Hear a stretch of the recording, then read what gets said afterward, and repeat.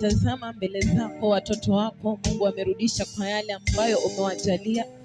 Jehova nisi tunaachilia utakaso katika fedha hizo, ya kwamba Mungu jinsi ambavyo ulinena nasi ya kwamba katika kitabu cha Malakai, na turejeshe katika nyumba yako zile ambazo Mungu umetupa.